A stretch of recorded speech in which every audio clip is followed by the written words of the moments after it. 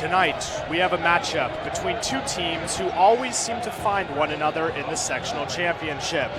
The past 4 seasons, it has been the Carmel Greyhounds who have eliminated the Royals from the postseason. This Royals team, led by Aaron Etherington, experienced their highs and lows. After an incredible start to their season, the Royals hit a wall after losing to their rival Fishers, going 8-7 the rest of the season. The Greyhounds, on the other hand, have been dominant, currently ranked number 1 in the state. This Carmel team has only lost 1 game this season, which was a 2-point loss to Brownsburg. Earlier this season, the Greyhounds dominated a Royals team that was plagued by turnovers and missed free throws. But the 17-point loss the Royals suffered doesn't matter. In playoff basketball, anything can happen. And we have it for you next on Southeastern Sports Network.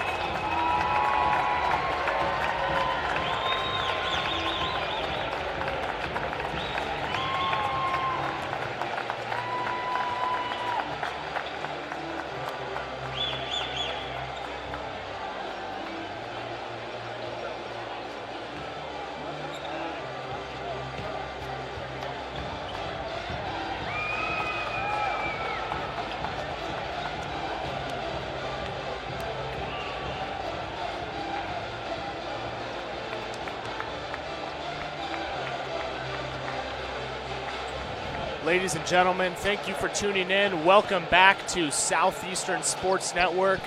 We are here at Carmel High School for the Sectional 8 Championship against the Hamilton Southeastern Royals and the Carmel Greyhounds. My name is Henry Fitzgerald alongside my partner, Sam Houston. Sam, it's a pleasure to be with you tonight. Of course, Henry, there's nothing better than playoff basketball, especially here in March. We all know March Madness, what happens towards the end of the month. Well, here we have a treat for us tonight, the second day of the month. This Greyhounds team, this Royals team always find one another at this point in their season. And I'm excited to see a great matchup between two very veteran, very athletic teams. Absolutely, Sam. You know, we have quite a big sample size of Hounds versus Royals, be it the last 5 meetings and sectionals, the Royals winning 1 out of those 5, or the matchup earlier this year. Sam, what do you think it's going to take tonight? What are the key points that the Royals need to focus on to go and win their first sectional title since 2014? I think it's pretty easy, Henry. In my opinion, the most disciplined team is going to win tonight. The reason the Carmel Greyhounds have had longevity in their success is because they have very sound principles year in, year out. They're a very good team with limiting turnovers. They're very good from the free throw line. They play very controlled, and that's something this Royals team can struggle with at times. We are very poor from the line. Guys get out of control very fast and let their athleticism carry them rather than their discipline. And so for the Royals to be successful tonight, they have to play smart and they have to execute their game plan with very few, if not 0 mistakes. Absolutely, Sam. It should be a great one tonight, and we will turn it over to the Carmel High School commentator as we do the national anthem and starting lineups, and we will be back in just a moment.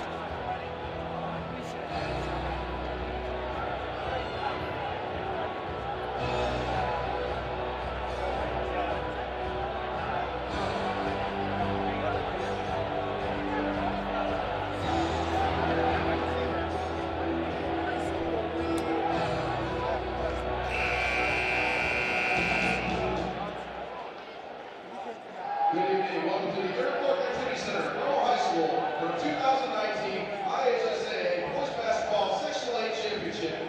Tonight's game features the visiting team, the Hamilton Southeastern Royals, and the home team, the Carmel Greyhounds. In the spirit of sportsmanship, we ask that fans and actors positively courtesy to those around you. Any abuse of language or disorderly conduct is unacceptable and not welcome at IHSAA events. Let's look forward to student athletes, coaches, officials, and your fellow fans for respect they deserve. Your cooperation is appreciated. Now please enjoy tonight's game. At this time, would you please rise as we honor America with the playing of our national anthem.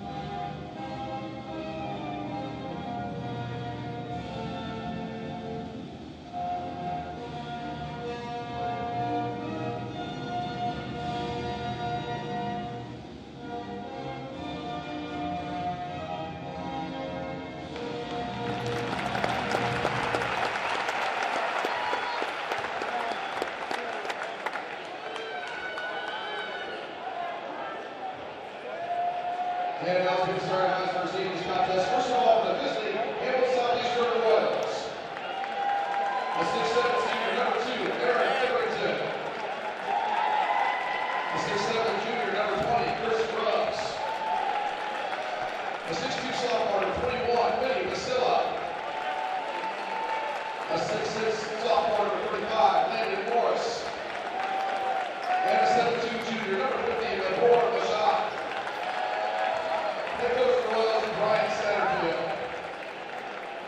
And now to start from the home team, the Carmel Greyhounds. The 5'10" senior number 3, Kirsten Wingland.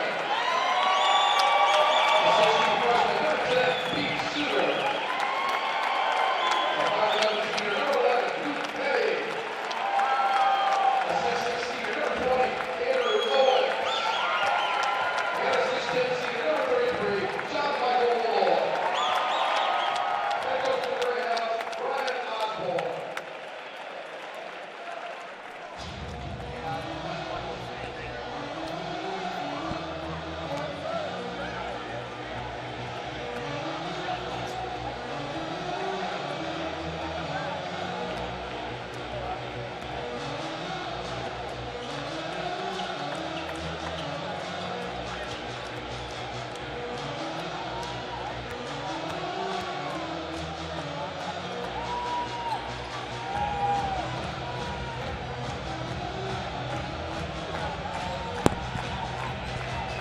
All right, welcome back, ladies and gentlemen. We are moments away from tip, Sam, and I feel like we would be remiss if we didn't discuss the Royals are missing a key component of their team tonight. Noah Smith got injured in the game last night, so look out for that to be an issue. The last time these two teams faced off, he was the leading scorer for the Royals, as the tip does go to the Royals, and we are underway in sectional championship basketball here on Southeastern Sports Network. Yeah, you're right, Henry. In reference to Noah Smith's injury, the Royals have a different starting lineup tonight, employing Landon Morris to sub in and moving Vinny Basilla from the 2 to the 1. And Vinny Basilla, the sophomore, it might be the best shooter on this team, and he's got pretty good ball handling skills that should be on display tonight. Absolutely, Sam. I spoke with senior Aaron Etherington, and he said the decision to insert Landon Morris into the lineup was to try to create matchup issues for the Greyhounds. Just looking out over the court, it looks like the Royals have a pretty significant size advantage at almost every position. Yeah, something that the Royals definitely have an advantage over this Greyhounds team is with their athleticism and size.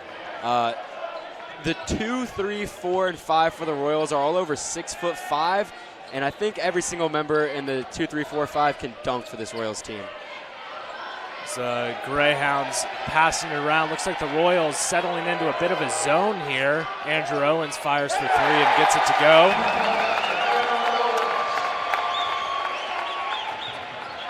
So it's an interesting look from the Royals, Sam. Typically this team does play man defense, but Coach Satterfield must have seen something in the scouting report, and we'll see how that develops tonight. Yeah, the key weakness of a 2-3 zone obviously is that it opens up the ability for shooters and early make. And one!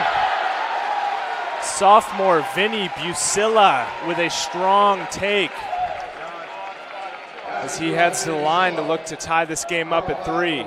Yeah, strong finish off the bat for Busilla. Great start for him tonight, as he's going to have to play a huge role in that one. But as I was mentioning, with the Royals employing a 2-3 zone, it's going to leave the perimeter open for the Greyhounds. And if those shooters start hitting, the Royals are definitely going to have to change their scheme. Busilla hits.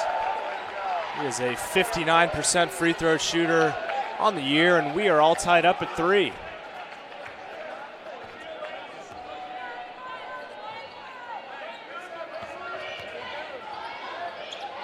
That is number 3, Carson Widlin, getting the mid-range look to go. So that's going to be a personal foul on number 33, John Michael Malloy.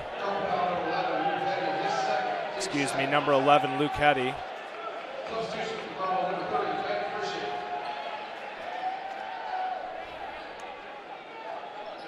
Number 10, Dan Frishy checks in for the Greyhounds. Landon Morris to Chris Grubbs to set up the Royals offense.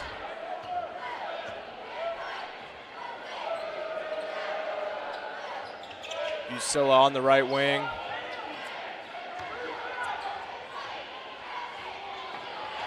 Majak cannot get it to go.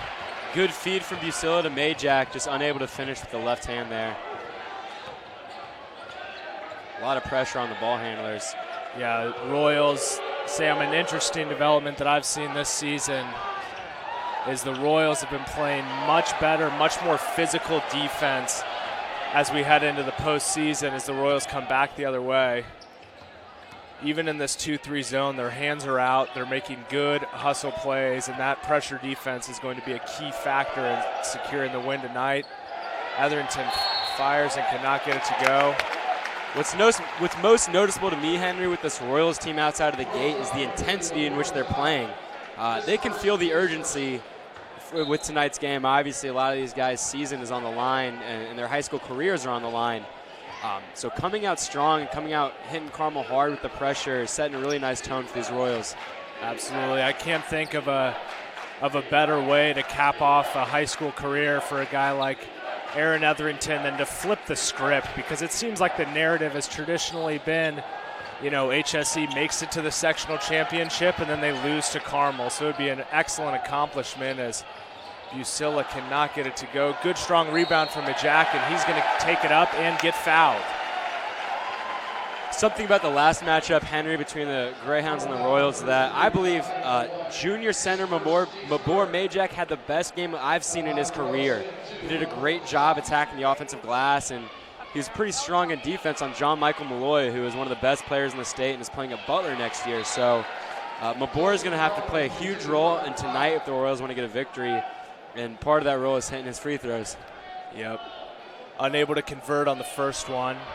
As 22, Bobby Fry, a junior for Carmel, checks in. Mabor goes 1 of 2 at the free throw line. As Winland takes the ball up for the Hounds.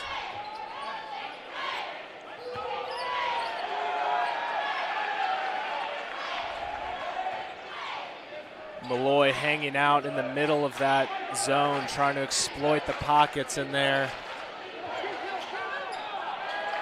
That was a really good pass there from Winland, finding the open shot in the corner, just unable to convert. Suter can't get it to go. Busilla to Morris for 3. No good.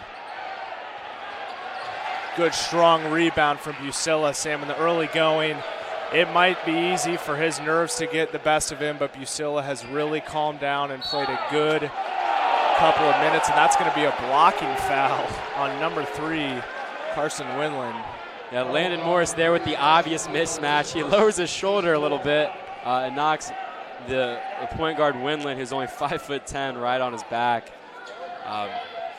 Great play from Morris trying to exploit the size difference. A lot of contact there and there, but no call there, and the Hounds come back the other way.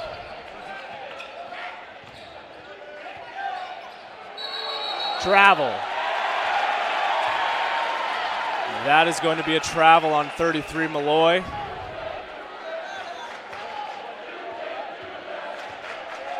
What a great atmosphere this is, Sam. Indiana high school basketball, there's nothing like it, and nothing like playing at Carmel, this bowl that we got going on.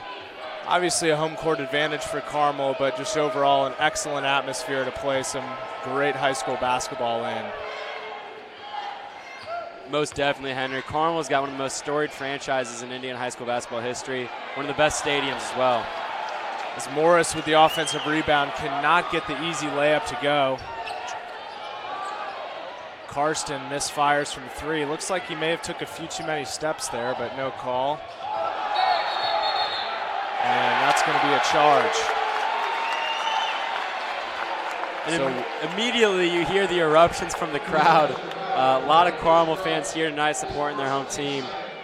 Should play a huge role late in this game, with momentum and crowds being on your side.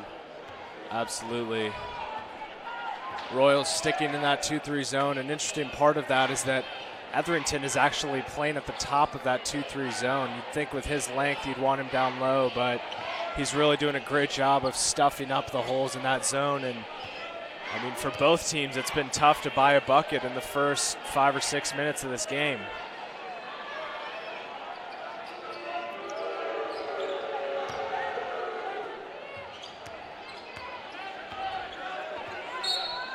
It's going to be a kick ball and stay with the Hounds. As 20, Andrew Owens checking in for Ben Frisch.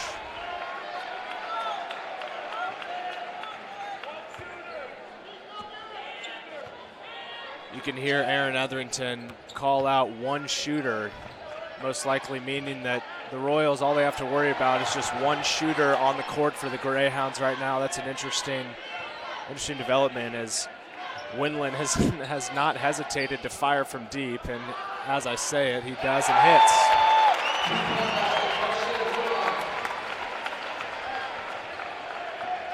Yeah, it's no mystery that it's no secret rather that Carson Winland is the best shooter on this court, Henry. In the earlier matchup between the Royals and the Greyhounds, Carson hit 3 consecutive threes on 3 back-to-back-to-back possessions. So just his quick trigger can severely swing the momentum at any point in this game. As that is the second personal foul on Midjock, and that is going to be an interesting development. Looks like Coach Brian Satterfield's going to pull him out, and number 3, Cole Hornbuckle, will be coming in. And what's most interesting about losing Noah Smith actually is that by bringing Landon into the starting lineup, you get rid of Majak's number 1 substitute, which was traditionally Morris. Morris would come off the bench and give Mabor a little bit of a break, but tonight that role is going to be fulfilled by a guard such as Hornbuckle or Beeman. And you're losing some size there. You're definitely losing some size, and you're losing the ability to score down low. As Owens hits a 3, and that is going to prompt a timeout from head coach Brian Satterfield. With 1:42 left in the first quarter, Carmel leads HSE 11-4. Just wanted to take this moment to thank the IHSAA for letting us broadcast this game.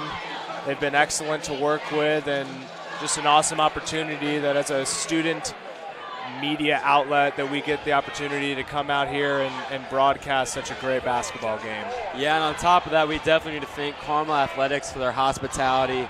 And they're just great. They've been so great to work with, as we've called last night's sectional game and tonight's sectional game. Special shout out to their athletic director, Mr. Jim Inskeep. He's been very friendly and very professional. So once again, not only do we want to thank the IHSAA for the opportunity, but the Greyhounds for letting us come into their stadium and cover our Royals.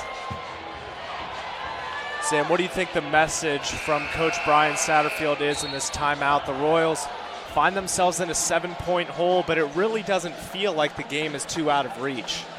No, most definitely, Henry. I think the Royals are playing with far more intensity right now than the Greyhounds. However, when you run a 2-3 zone, you open up the perimeter, and Etherington said one shooter, that shooter most likely meaning Winland.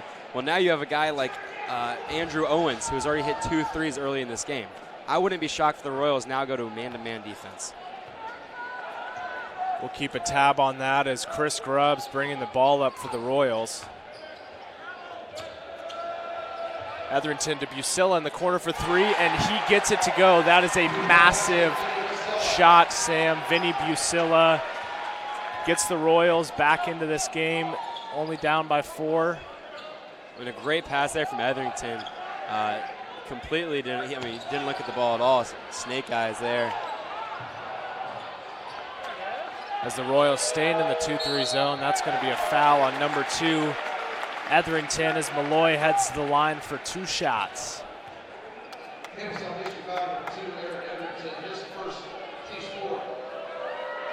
Sam, you think Karsten Winland has taken 6 threes or so thus far in the game? I'd definitely say he's taken more than 5 threes, only converting on one of them thus far. But he's got a unique shot as he uses as kind of a whiplash motion with his legs, but he's got a very good shot. You have to imagine that the head coach gave him the green light to fire at will as Malloy goes 2 for 2 at the line. Now Busilla bringing the ball up for the Royals. Grubbs mid-range, and he gets it to go. Sam, that has been an aspect of his game that has been very refreshing to see him develop over the past even just 2 years. That mid-range shot, especially for a big physical player like Grubbs, it helps him separate himself from his opponents and other players in the state that are 6'5". Mm-hmm. Most definitely. Chris Grubbs kind of has it all. He's incredibly physical. He's very strong, so he can play big and guard guys down low on the block. But he also might be the fastest player on the court. So when you take that athleticism and that strength, and then you factor in a mid-range jump shot, he's very tough to stop when he's playing his game at his best. Carmel is holding for one last shot here.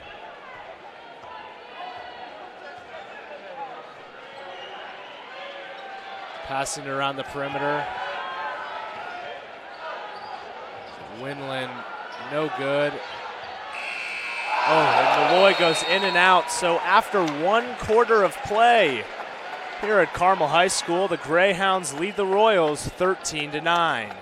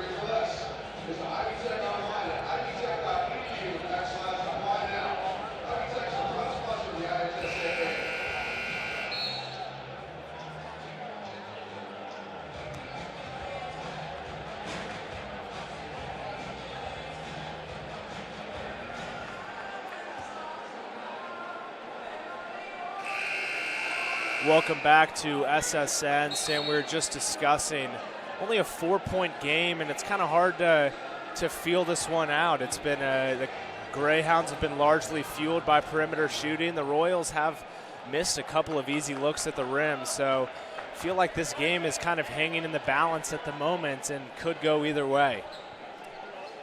Yeah, I agree, Henry. It does feel like the Royals are still down by 4. They're right in it, and I think, in my opinion, they might have more momentum right now than the Greyhounds, with a very strong finish from Malloy. Good move from Malloy.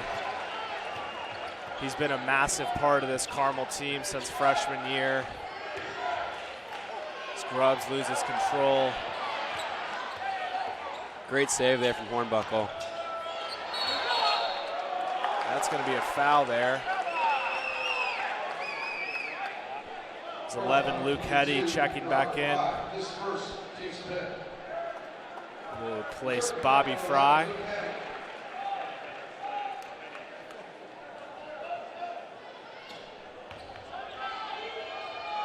Grubbs the layup, can't get it to go, and Carmel back the other way. Oh, denied from Aaron Etherington. He was licking his chops when he saw 5'11" Carson Winland trying to challenge him at the rim, and paid off. Yeah, they call the foul there, a little bit of contact with the body, but nonetheless, that shot didn't have a chance. No easy layups, especially not in a sectional championship.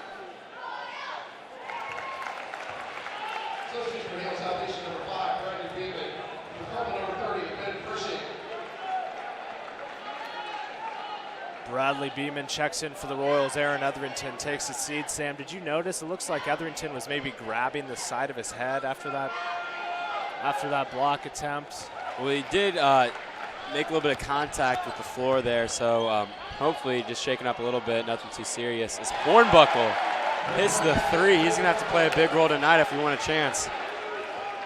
Absolutely. Hornbuckle only averaging just under 4 points a game, so if he can get that 3-point shot going, it will be an aspect that the Royals can use desperately.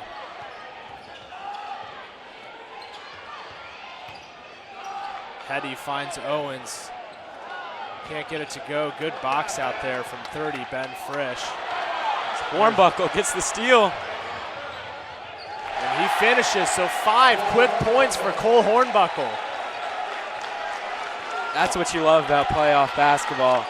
Guys get out here in a sectional championship, they see an opportunity, and every so often they take it. They take advantage of it to the best of their ability. And Cole Hornbuckle and Vinny Busilla, 2 guys who have, been largely role players this season, are the two best players in the court right now for the Royals. Getting some energy from the Royal student section, a defense chant emerging as Malloy works inside and gets it to go. He might have some of the best post work in the state. He's hard to stop. Very, very disciplined when he's in the post. A very refined post game. It's strong, but it's definitely in control. As Busilla takes it up, cannot get it to go. Ball fumbling around a little bit. And the refs are going to say Carmel basketball.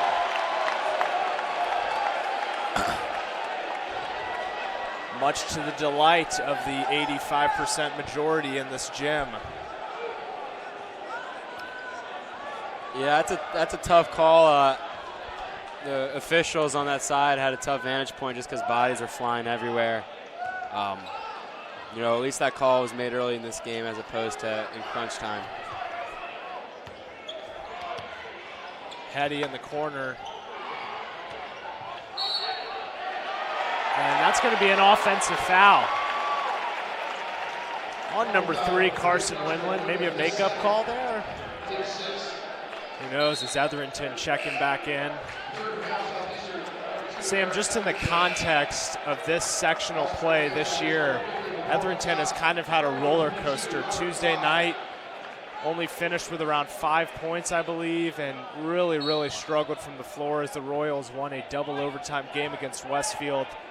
And then last night, I mean, when he is on, he is on. He was hitting from deep. He was playing with incredible physicality. So we'll see which side of Etherington shows up tonight as Jack fumbles it.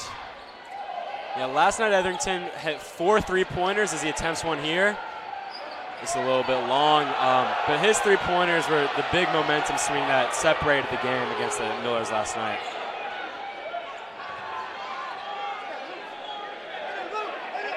As Hetty slows down the offense for the Hounds.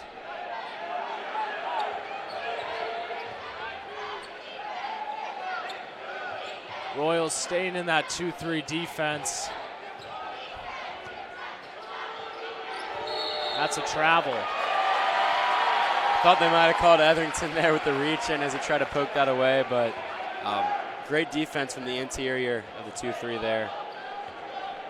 Sam, those are the mistakes that are going to make up this game. Those little travels, those little offensive fouls, maybe a missed free throw here and there. At least in the early going, it looks like this is going to be a great basketball game. So if you're either team just trying to minimize those mistakes as Grubbs misfires. Oh, man. 3 already on Majak. That's tough because that's a tough call. If you're battling down low with John Michael Malloy, you've got to play physical. You've got to do all you can to get the ball. And I'm happy with the way Majak's been playing. He's holding his own, but he's getting. I mean, obviously 3 fouls is tough, and I don't think it's due to his lack of ability to hang in there. I think it's just been tough calls. Yeah, we probably will not see him until the second half, which will play a huge role in this game, considering his presence down low. As Grubbs with a good, strong rebound. A lot of shooters on the court right now for the Royals. Beeman and Hornbuckle on the right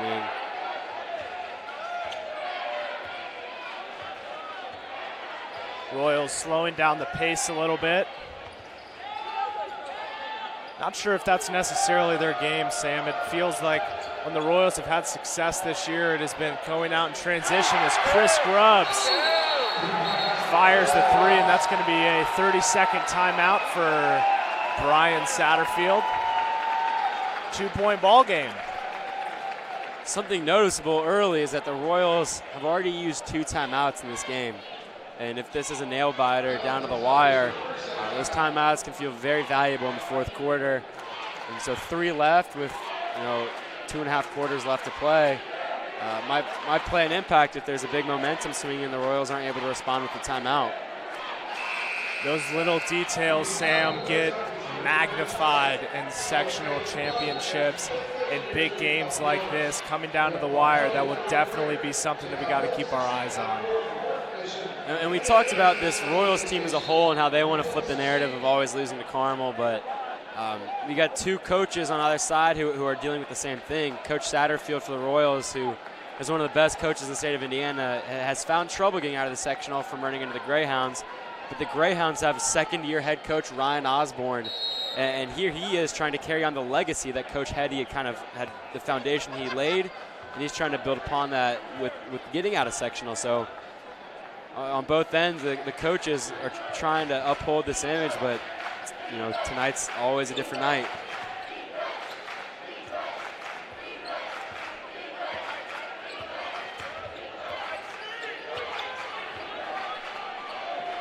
Sam, interesting here in the Royal zone. You'll notice that when the Greyhounds dribble over, it appears as though the Royals are almost, wow. That Landon Morris there with the absolute beautiful denial.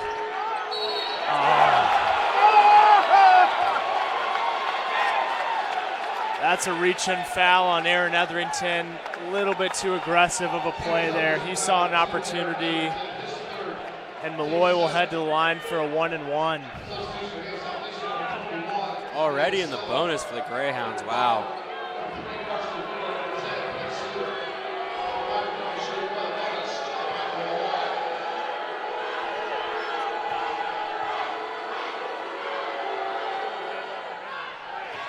Malloy fires and hits the front end of the 1-and-1. Malloy doesn't miss too many free throws. If you're going to be a 4-year varsity player for this Greyhounds team, you're going to be one of the most fundamentally sound players in the state.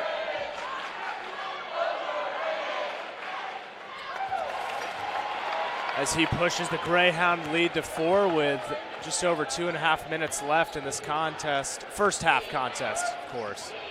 Still got a lot of basketball to play. Greyhounds playing a tough man defense right now.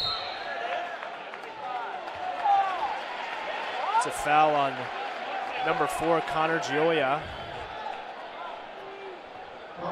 Trying to fight through that screen as 35 Landon Morris heads the line for the 1-and-1. And this is where you need to capitalize as the Royals to stay in this game. Morris is only a 63% free throw shooter as he misses the first, but I mean, you get 2 points there, you're hanging in this. If the Greyhounds blow this open for the half, it's going to significantly harm the Royals' second half game plan.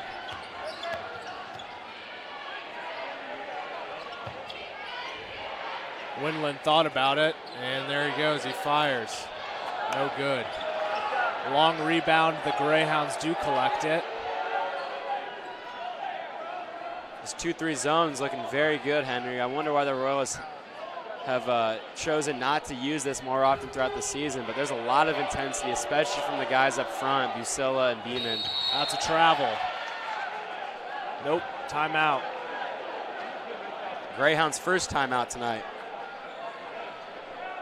So as we have a little bit of time here, Henry, I want to go back to the Landon Morris rejection we saw just a few minutes ago.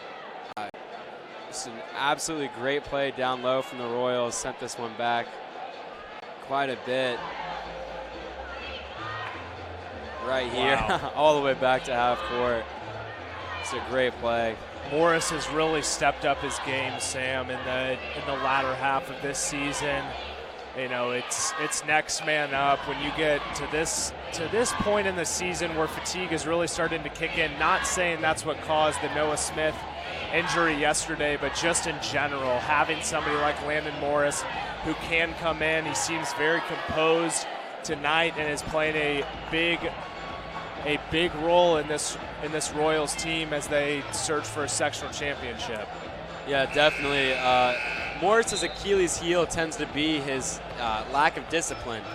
Arguably the most athletic player on the court, a great football player, very strong, very fast, an incredible vertical. He's only a sophomore, and so the things he's able to do on the court with just a lack of experience is phenomenal. It's the discipline that's going to matter, and he's showing a lot of it tonight. And by the time he's a senior, I anticipate him to be one of the best Royal players, on the team. I think the Think the Greyhounds will hold for one last shot here, Sam? I hope not. 134. Make for some interesting basketball as Morris again. Sam, Gets the rejection. That is an incredibly difficult play to go up behind Malloy without fouling him and deny it. He had to be in the perfect position, and he was, to deny that shot. Great awareness there. His heady is way off on his three-pointer. I haven't seen the Greyhounds attempt this many three-pointers ever watching this team the last 4 or 5 years. So very interesting strategy that. And we've seen players such as Ryan Klein come through this system, and they are firing at will tonight. Now you wonder if the Royals are going to hold for the last shot. No shot clock here in high school basketball. They're playing these ball handlers very far out to the volleyball line, though. It's obvious that they want to try to force a shot. Yeah, it looks like they're just doing that to try to put some pressure on the Royal ball handler, try to get the ref to start counting down for that 5 seconds, and then obviously forcing the Royals to make a decision, to make a move. Morris doing a great job, though, hovering around the ball handler, setting screens, keeping this possession alive. 20 seconds left.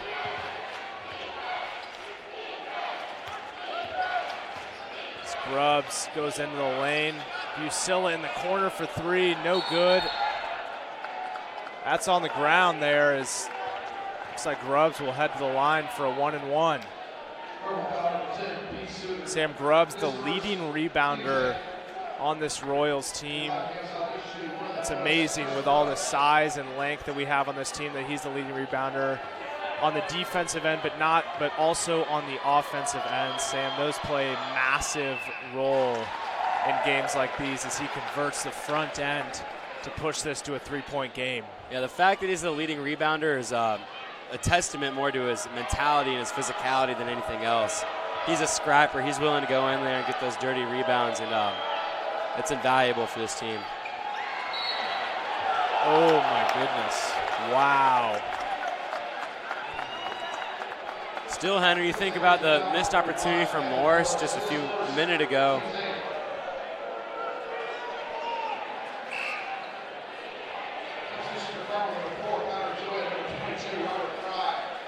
But as I was saying, the missed opportunity from Morris when he missed the front end of the 1-on-1 about a minute ago, and now Grubbs leaving points on the board. This game could be tied up right now at 21. And the Greyhounds here might blow it open by 5.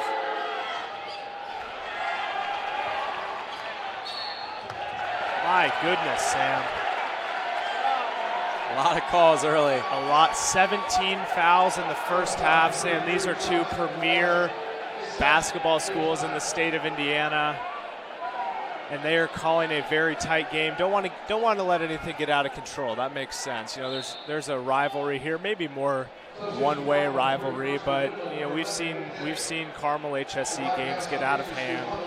So I'm assuming that's what the refs are going for, calling such a tight game. I agree, Henry. They don't want definitely. They don't want to let this get out of control.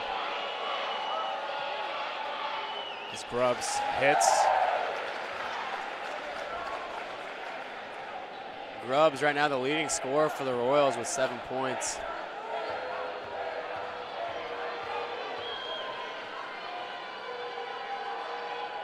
Make it 8. And we have ourselves a 1-point ball game as 33 Brandon Miller checks in.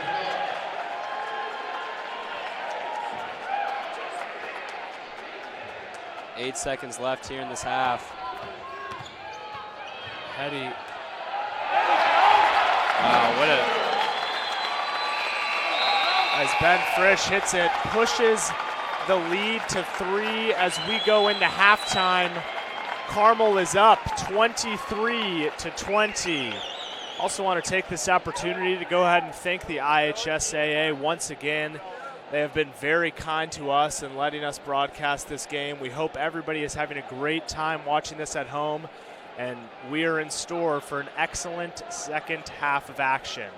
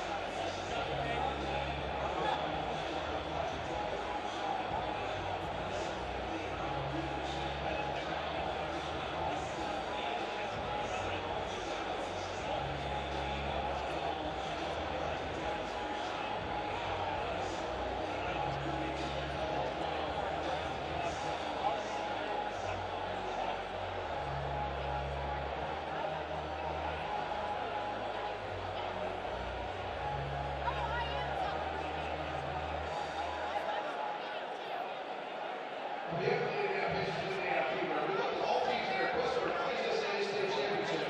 The Indiana Pacers and Indiana Fever are proud to be presenting sponsors of the IHSAA Women's Basketball State Tournament. We have presented the National State Championship event by following the IHSAA on Twitter at IHSAA1. That's IHSAA1.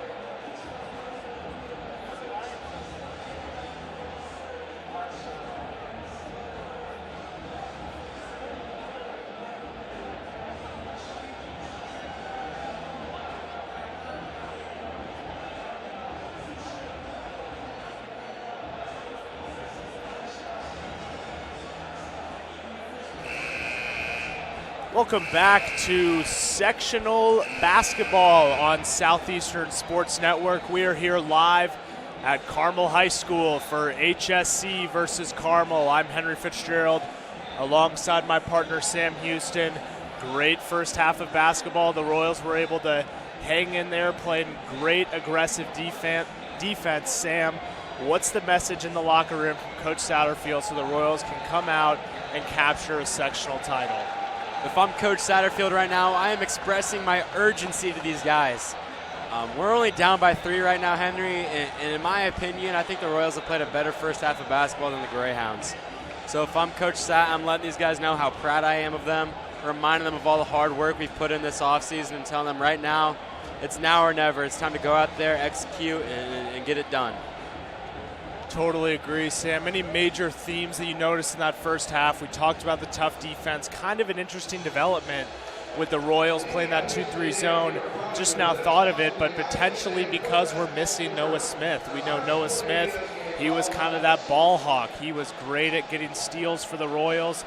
So maybe having a player like that out completely switches the defensive game plan for the Royals. No, I most definitely think it plays a huge role because Noah Smith can swarm the ball all by himself. He applies great pressure. And so missing him tonight kind of forces the Royals to make sure all 5 guys can apply pressure, all 5 guys can swarm the ball. But if you go back outside of the defense, we're performing very well on the offensive end tonight. The first time we played the Greyhounds, we struggled significantly on the offensive side of the ball. And every time I've watched the Royals this season, it seems that it's very easy for us to get stagnant. It's very easy for guys to stop moving without the ball. It's very easy for us to just swing the ball around the perimeter and settle for poor shots. Well, tonight, Henry, I haven't seen the Royals take one poor shot. I haven't seen the Royals take one shot where we've looked at each other and kind of thought to ourselves, what was that? So, I mean, overall, this is some of the best I've seen them play. And the Greyhounds, on the other end of the coin, have a lot of adjustments I anticipate them making, because I doubt they expected the 2-3 zone, and they're going to be ready to try to do something differently. Absolutely. It's going to take a complete Royal effort, a complete game from the Royals to go ahead and come back and close this game out. But overall, and I mentioned this earlier, Sam, when you talk about how this is some of the best basketball that you've seen, at least the Royals offense play. And I mentioned earlier that it seemed like when we had the most success is when we're getting out in transition. And we're not necessarily doing that all that much this game, but the offensive game plan, it is fine-tuned. We're getting good shots, and we're not even hitting that many three-pointers. So there's definitely some room for improvement for the second half. I am very excited to watch how this one unfolds as we get double zeros and back to 8 minutes. 16 more minutes left of the season for one of these teams. Henry, could you imagine the shockwaves this would send around the state if the Royals are able to pull this upset off? There's a lot of teams in the state of Indiana who don't want to play the Carmel Greyhounds right now, and the Royals haven't backed down one bit. That's a true testament to these players, true testament to the staff, and just this organizational culture as a whole. As we get the second half underway, Royals right in front of us now as Majak coughs it up.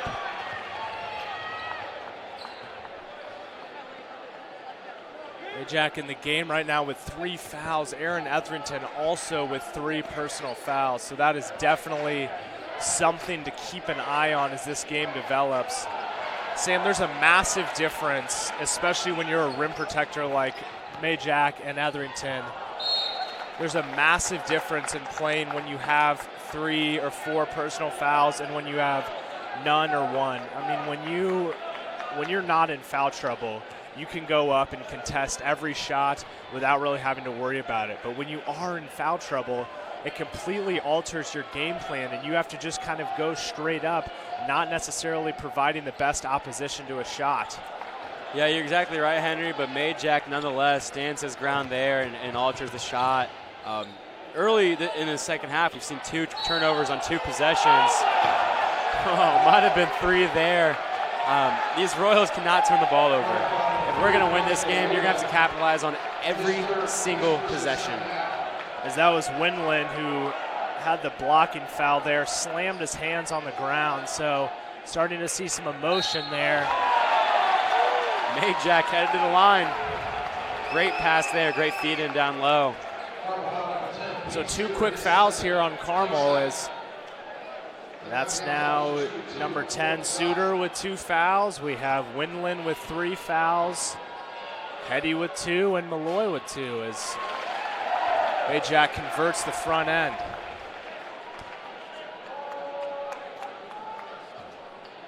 You're going to have people in foul trouble when the refs call this tight of a game. Majak cannot convert the back end.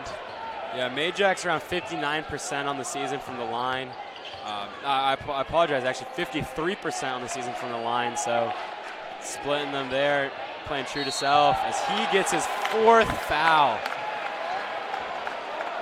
Not in position there, caught him with the body. We will most likely not see him for a while, so that is a height advantage that the Royals are definitely going to miss. Yeah, Morris checking in for the Royals. So with Morris checking in, the emphasis actually turns to Hornbuckle, because Morris can do a great job filling that role that Majak plays, but Hornbuckle is going to have to do a great job not only being an impact player on the offensive side, but the defensive side of the ball as well. As Malloy goes 2 for 2 from the line to open up a 4-point lead for the Greyhounds. Interesting, Sam, that Chris Grubbs has been kind of controlling the offense here as he fires from mid-range and hits it. That was a really good play. I mean, Henry just down by 4, a little bit of momentum swing. Chris Grubbs, great ball handling, creates a shot and drains it. I mean, wow, what a possession for him right there. It's very fluid. His head, he fires for 3, can't get it to go. Rebound, Malloy swiped away from Busilla right into the hands of another Greyhound. Winland tried to throw it off of Busilla there. Royals retain possession, however. Oof. Tough pass there from Grubbs. Got a mismatch with Etherington down low, trying to get position. Yeah, Etherington playing very physical. Seems to be a bit frustrated down low.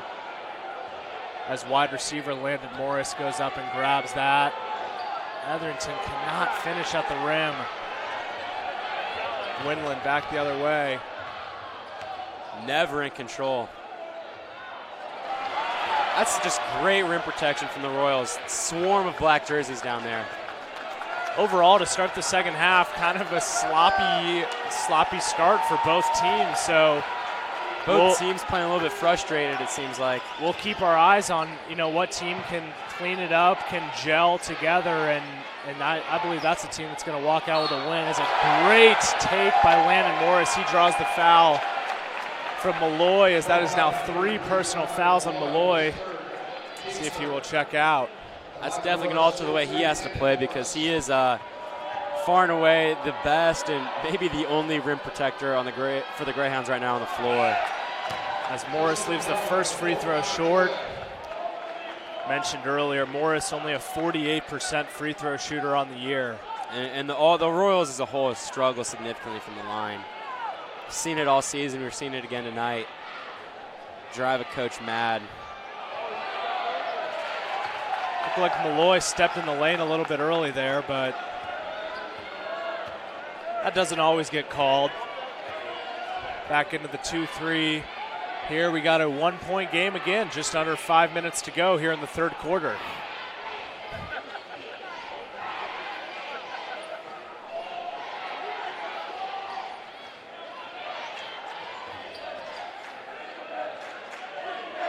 Student section getting involved here as the Carmel Greyhounds stagnate on offense. Yep. Sometimes that 2-3, it can be tough to get into a rhythm offensively as Owens fires and hits the baseline shot.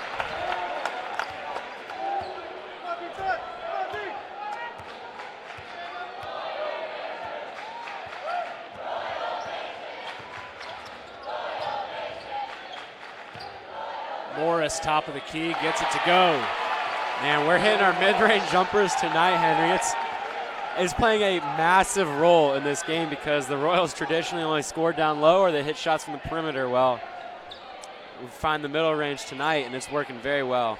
It's adding a very nice dimension onto this Royal offense as Owens fires for 3, cannot get it to go. Rebound Grubbs, and he will head back the other way.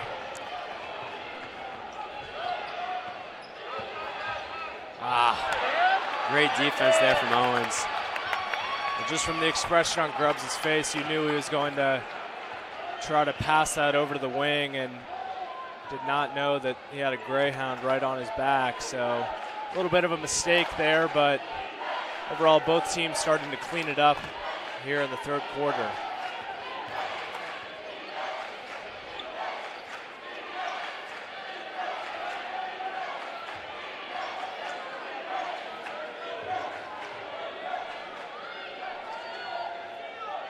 Greyhounds still working that ball around. It's just been a simple motion offense for the Greyhounds all night against this 2-3 zone as Malloy. Man, I don't know how you can play much better defense than Morris did there. They're just going to call those. It's inevitable. A lot of contact, physical game. You're going to get a call every now and then. Second foul there on Morris. It's very big, though, that he's not in foul trouble yet because he's playing a huge role down low.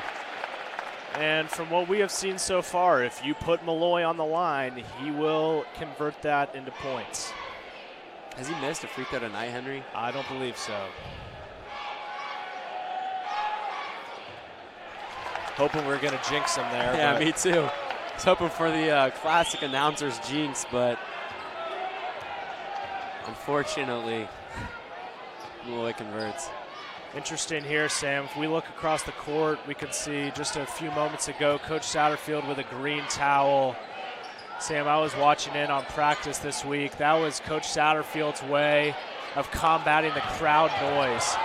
As he anticipated playing Carmel in the sectional championship on Saturday night, it was going to be a loud environment, and he cannot always bark out play calls, so he has his coaching staff on the bench with those colored towels.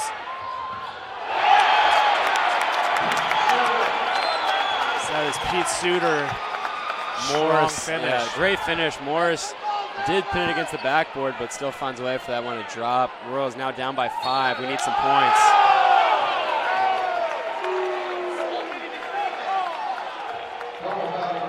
First personal foul on Andrew Owens. Owens is playing a fantastic game tonight.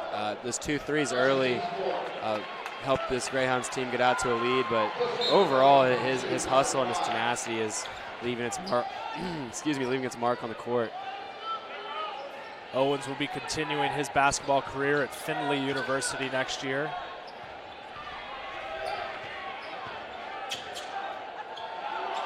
Etherington with a strong finish down low. He had a mismatch on Hetty and took advantage of it. Yeah, that was very disciplined, because when you see a mismatch, you feel urgency as an offensive player to try to score, but Etherington was very calm, very calculated, and found the best shot available. He is now guarding Owens there on the perimeter. Sam, Owens and Etherington seem like fairly similar players to me. They both have nice, big, wide frames, but can shoot the basketball. Etherington playing at University of Toledo next year. Yeah, Etherington definitely looks to be a little bit stronger than Owens, but they size up very well with one another. And here the Greyhounds taking advantage of that IHSAA rule of no shot clock. We got now just a little bit, right around a minute left in this third quarter, and he's standing there with the ball, Henry. A little chit-chat with Hetty. Sam, what is stopping Coach Satterfield from urging Busilla to go out and put some pressure on the Greyhounds? Just no point in risking a foul, I guess? Yeah, I think that's the decision here, Henry. What the Greyhounds are doing is they're trying to double up, because they know they're getting the ball back to start the fourth quarter, so they might as well go back-to-back on possessions to end the third and start the fourth. 2 for 1. See that a lot of teams try to employ that method in football, deferring to get the ball at the second half and trying to score at the end of the first. Crowd's getting involved now. 10 seconds left here in the third quarter.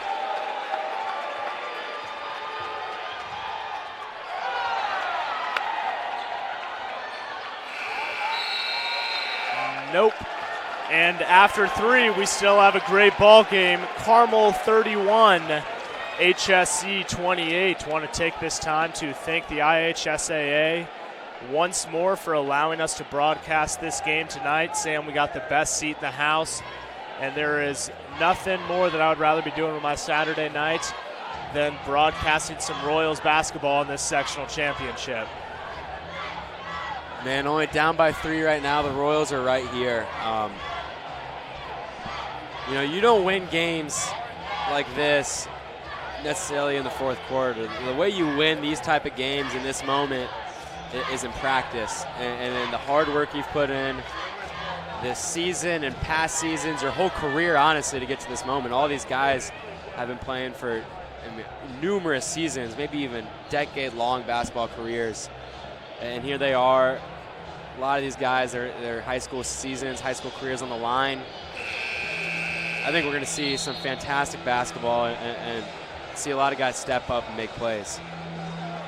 Sam, a word that we've used quite a bit tonight that I want to resurface is urgency. I think if you're either coach, really, you have to bring up this idea of urgency, that you look up at the clock and there's 8 minutes left, and the cold hard truth is that after that 8 minutes, one of these teams' seasons is going to be over. Both of these teams have seniors, and that means that their high school basketball career is going to be over. But yeah, specifically this Greyhounds team, 4 of their 5 starters are seniors. So a lot of these guys who've been together for a very long time are feeling it right now with a great pass from Etherington to Busilla, but Hetty with the steal. Back to Grubbs. A little chaotic there. Yeah, a bit of a chaotic sequence as Satterfield urging the team to slow it down, collect themselves here. That's going to be a reach in. A lot of contact on Grubbs. Thought he might try to go up with the shot there, get to the line. Sam, the refs are going to call that every single time. If you have an opponent face guarding somebody right there at the elbow and somebody behind them comes in and reach in, especially right near the ref, I mean, that's a very easy call. With Etherington facing a lot of contact there. Still cannot get it to go. Sam, the Royals have had opportunities at the rim to finish, but they have just not been falling. Yeah, it's tough. Thought Morris might get up there and tip that one back in. But it's Hetty, top of the key. Hopefully they're not holding for one last shot here.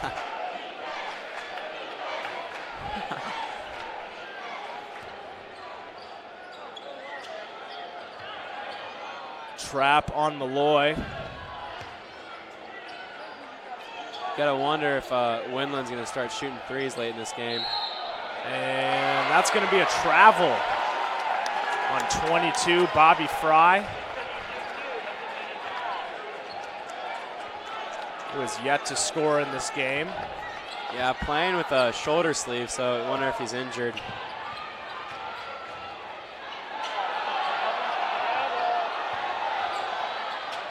Hornbuckle to Etherington at the top of the key. That's a mismatch, Sam. That is a mismatch. Not anymore. The Greyhounds are intentionally putting Hetty on Etherington. You have to wonder what the mindset is there. That's sent out of bounds. Busilla looking at the refs, wondering how that remains Greyhound ball. I didn't have a great view of that, Sam. Did you? No, the ball definitely got lost right around the block and flew off someone going out of bounds. I think it was hard to see. So that's going to be the 3rd personal foul on Landon Morris. Sam, that is just not what you need. It's a baseline inbounds play. No reason to foul. And you get yourself into foul trouble.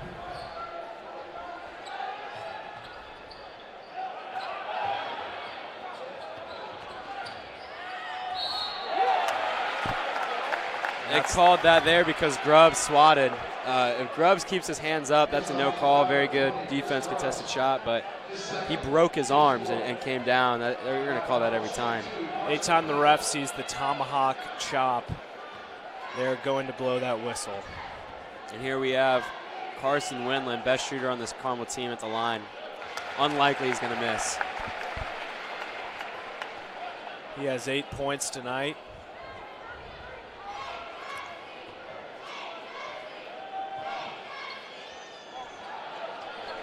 Goes 1 for 2 at the line, so maintains a 4-point lead for the Greyhounds.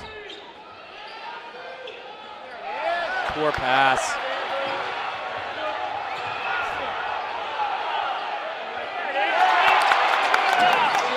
Pete Suter gets the easy look, and all of a sudden, Sam, we got ourselves a 6-point game. Yeah, they blew this one open pretty quick. Satterfield's got to use this timeout. Have to calm down the team. This is a turning point in the game. Yeah. When you get your back against the wall in a moment like this, in a game like this, I mean, it's easy for things to get out of control quick. So, I mean, I think the Royals have to score on this possession.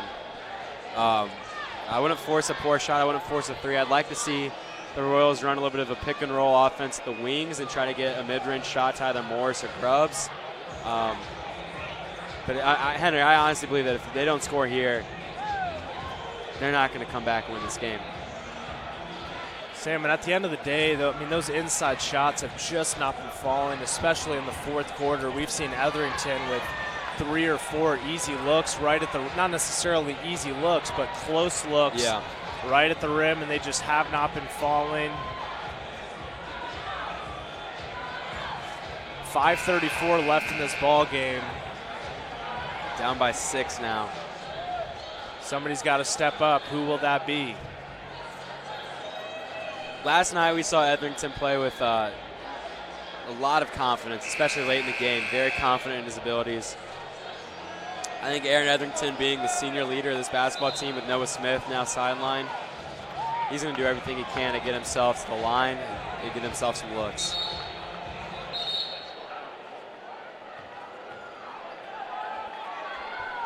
Hetty still guarding him. That's about a 6-inch size difference between those guys, maybe even more.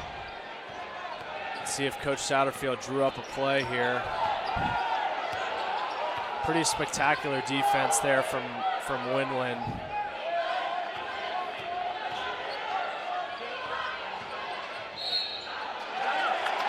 As Etherington steps on the baseline, and that ball is going to go the other way. Man, turning it over right there. It's big. That hurts. And we can anticipate quite a slow possession here from the Greyhounds. No reason to push it, but they have been using that all night. You have to wonder how Sat's going to have these guys respond, because thus far tonight he's let them take their time. And that's going to be an and one for John Michael Malloy. Yeah, Morris lost his position there. He let Malloy get inside of him on the baseline, and then you're playing catch-up defense at that point, and super easy to foul. 4 fouls now for Morris. Man.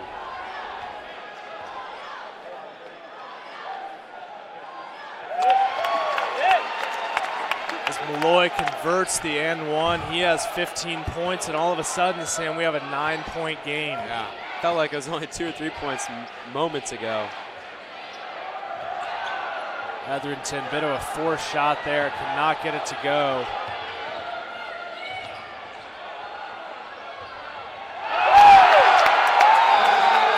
And Winland cutting through the Royals defense to finish at the rim. Starting to get out of hand, Henry. We need this. Yep, there you go, that's good. And a timeout for the Royals as Majak and Beeman will check in. 9-point game, just over 4 minutes to go. It's going to take a lot. It's incredible how literally what feels like a matter of seconds, this game goes from very contested, very close, to you're playing catch up the rest of the way. I mean, couple of mistakes. You have the, Etherington stepping on the baseline, something like that, and especially when you're playing in somebody else's home gym, those mistakes, they get put on a pedestal and they get magnified, and the crowd's going to let you know if you do something stupid. So you think about that mental aspect from the Royals' perspective of, they feel like they can't make another mistake, and that's a tough way to play basketball. That is a tough way to play basketball. The way you combat that is by the teamwork you have, by encouraging your teammates, letting them know that you've got each other's backs, by working together, by not getting down on each other, but by uplifting each other. That's how you win this game when you're down like this. As the Royals going into a full court press, Winland gets knocked down by Majak. That would have sent Majak to the bench for the rest of the night if they would have called a foul. Surprised Malloy doesn't try to take him there and draw that foul. As Hetty can't get it to go. Good strong rebound from Grubbs, back the other way. Got to score here. Beeman for 3, that's way short.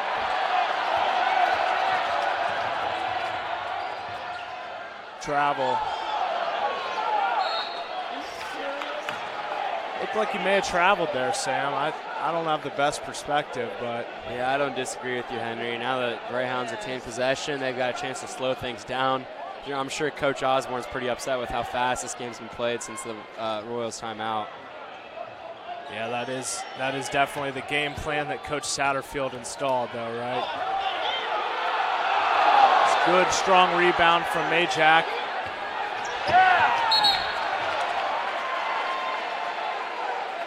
The strong pass sends that out of bounds. Busilla sacrificing his body trying to save it.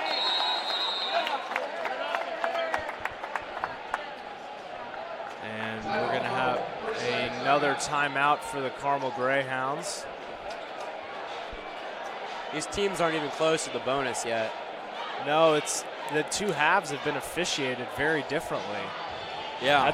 That's either a team adjustment or an official's adjustment. Maybe a little bit of both. Maybe a little bit of both. 3:12 left, Henry. Down by 9. What is Coach Satt saying to these guys, you think?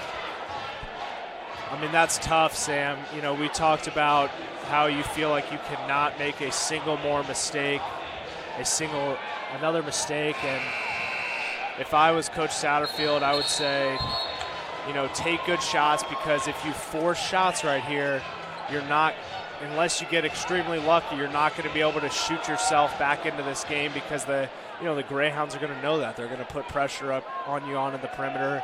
If I was Coach Satterfield, especially with the foul trouble that you're in, I would say play good, aggressive, but smart defense and get good shots and just start chipping away. You still have 3 minutes left in this basketball game, and force silly turnovers like that.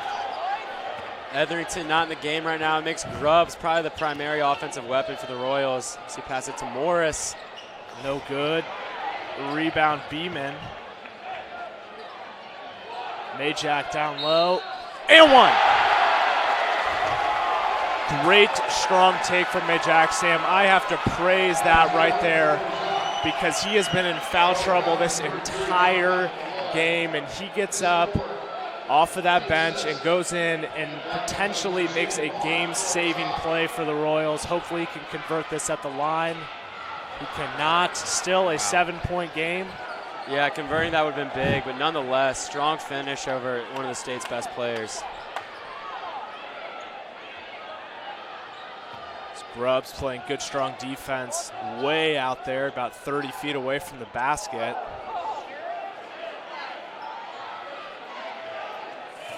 Got under 2:30 left now. You got to force a shot soon, Henry. Got to force a shot right here. If this was a 3-point game, it would be a different story, but it's a 7-point game. You have to.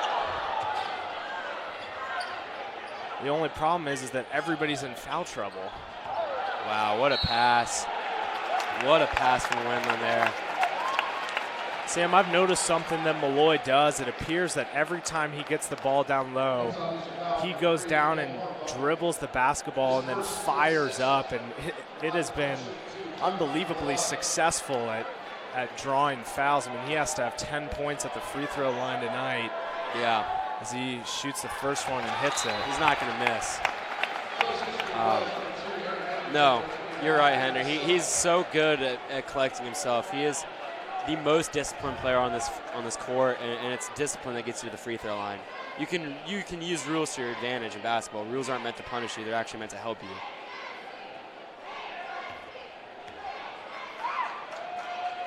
It's the second one at the line. He gets it to go. Back to a 9-point game with just over 2 minutes left as Malloy checks out.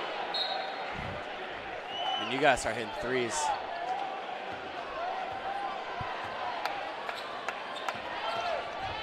Looks like Malloy pleading for the Carmel student section to get energized.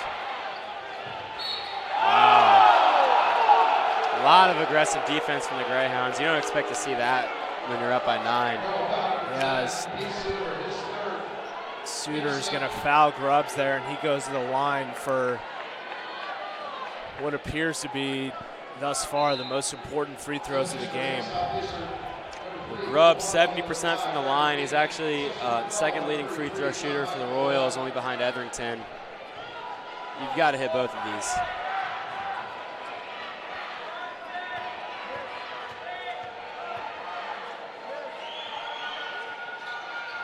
First one good.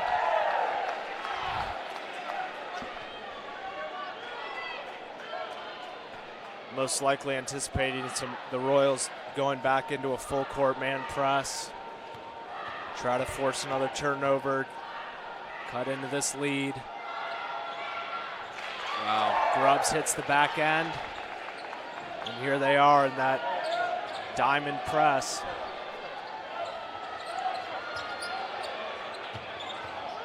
Beeman loses his footing there a little bit.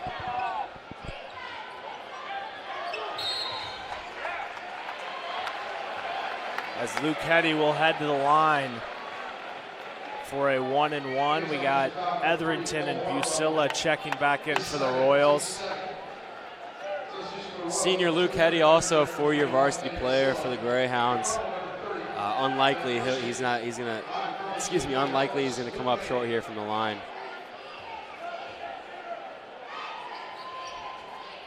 But he does, Sam. Good jinx there.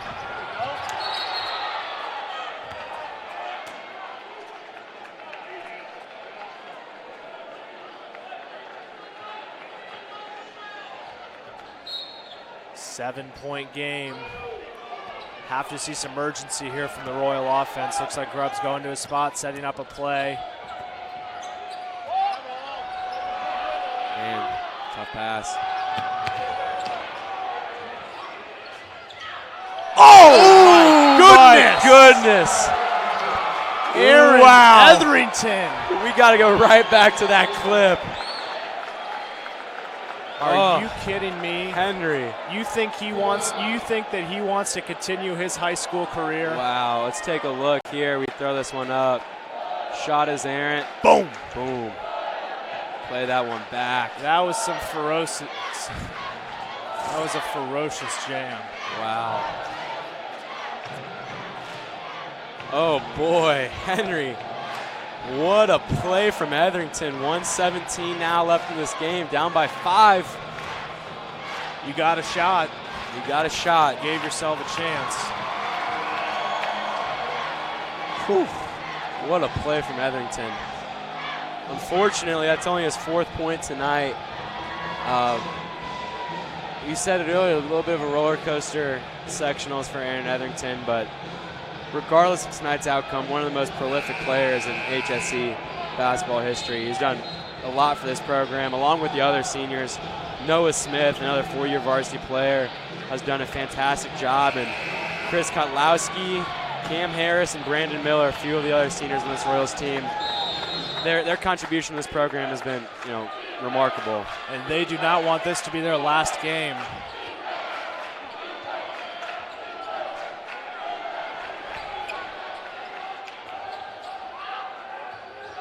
Carmel just continuing to work it around, and that's going to be an easy layup. Wide open. That's what happens when you double. Yep. You run the risk of getting somebody wide open.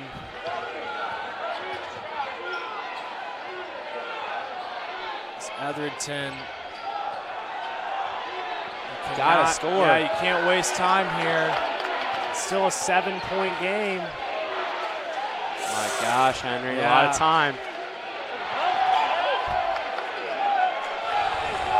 Oh my goodness, a lot of time.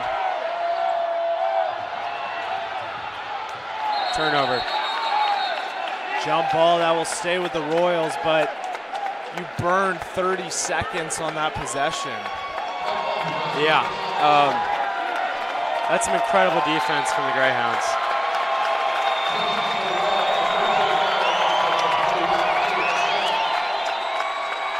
It's getting very loud in here.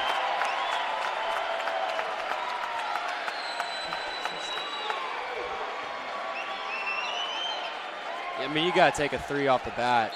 Yeah, something. Watch Busilla. No good. Off.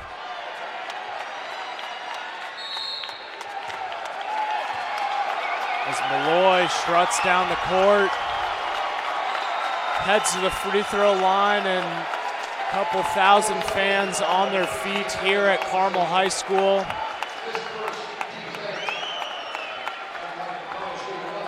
Wow, this Carmel team, Henry, what a performance that 4th quarter. They were up by 3 headed into it. They're up by 7 right now. Yep, Sam. It was really the team that made the fewer amount of mistakes, and in the context of the fourth quarter, that happened to be the Greyhounds. As Malloy goes 2 for 2 at the line.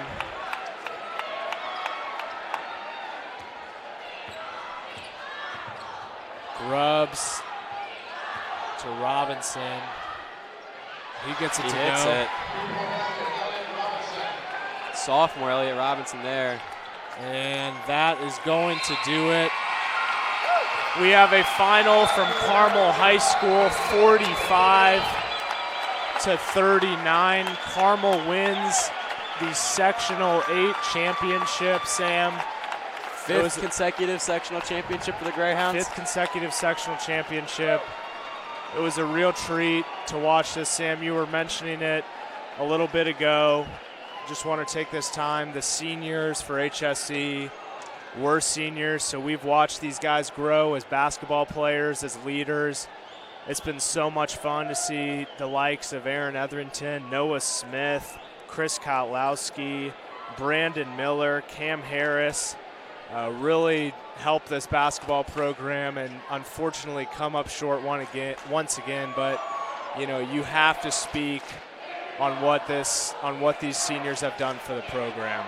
Yeah, these guys have sacrificed countless hours, early mornings, weekends, evenings, blood, sweat, and tears for this program, and we cannot thank them enough for the things they've done for this program. With that being said, this is also, Henry, your and I final basketball broadcast with SSN. We're getting ready to head into our spring season here at Southeastern Sports Network. Excited to bring you some track coverage in both baseball and softball.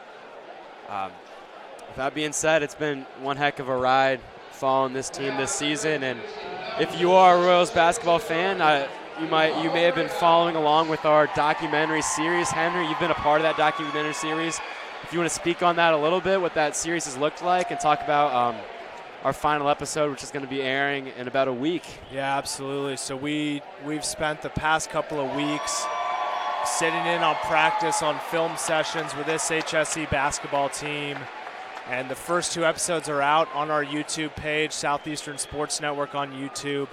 Gives an inside look at preparing for a conference game against Franklin Central, and then also the sectional watch party.